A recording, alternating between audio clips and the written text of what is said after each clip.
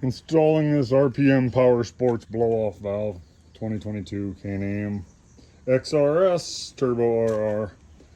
And everybody tells you it's so damn easy. You take this panel off here so you can get access to the charge tube, which is right here. I already got one side done. What they don't tell you is that you need the hands of a 4-year-old to get to this other end up here.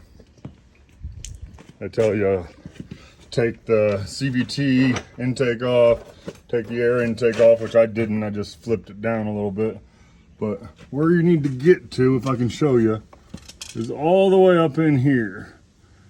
And it's next to impossible. I've been shimmying on the damn thing for 20 minutes here. You look down through the top, you can kinda see it right in here. But that's where we're at right now. I cannot get the top side off. So I'm not gonna try to film this whole operation. That is the first step. Remove that, gain access to your turbo, get your intake lines off of here, and then somehow get a Oompa Loompa or a very tiny-handed midget to reach up in there and get the other charge tube off. All right, so we got the stock charge tube off. That's this here. You can see it's just got the 2 clamps. No big deal. And we'll open up, see what we got here on the RPM Powersports charge tube.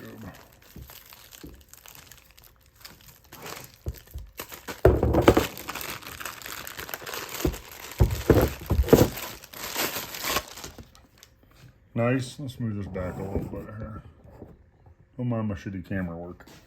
All right, nice silicone charge tube here. It's gonna go on like this. New hose clamps. What other kind of goodies we got in here? Here is the RPM blow-off valve. Nice. All metal. Real heavy duty. Vent line. We'll get into that later. You got your air filter here. Gonna go on the end of your blow-off valve like so.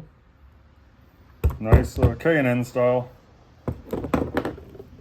cover for the blow-off valve. New spring here. We got some O-rings that are, of course, wound around the entire fucking spring. Another hose clamp, and it looks like some glue. That's about it. We're gonna get her set up on here. I'll be back for some more. All right, after a lot of fucking cuss words and yelling, we got it in there. So you got it hooked on the turbo there, got the blow-off valve, air filter facing towards the cab, and I got the little vent line hooked in there. What I am gonna tell you, if you're going to do this, whatever the hell pipe this is, it goes in top of here, undo that too. It's gonna save you a lot of fucking headaches and quite a few cuss words. You see, it's all seated up there, nice and tight. So next thing we gotta do is we gotta come around here and get our vent line. And then we're gonna take this Torx bit out right here and replace it using the same Torx bit, and that's gonna pop right down in there. All right. Because as you know, I'm not very big on holding the camera while I try to do this bullshit. You can see in here, it's all hooked up. Got it all seated nice, tightened up. Blow-off valve sitting there facing the cab. Got my vent line installed. And over here, it was a T30 Torx bit.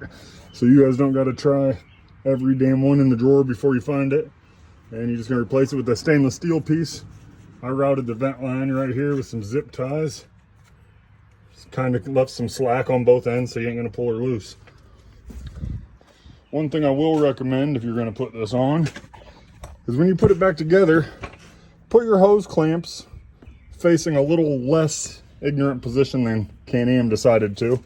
You know, maybe so you can get to them. Skin, knuckle, the whole nine. And I know somebody's gonna ask, don't ask me why my door's missing. I'll tell you, 7 miles on the damn thing. I rolled it over, bent the hinge. I had to straighten it out anyways, so I figured it might be easier to work on this shit without the door on. So there you go, brand new machine, already rolled it over. Blow-off valve should be adequately installed. Let's see what it sounds like.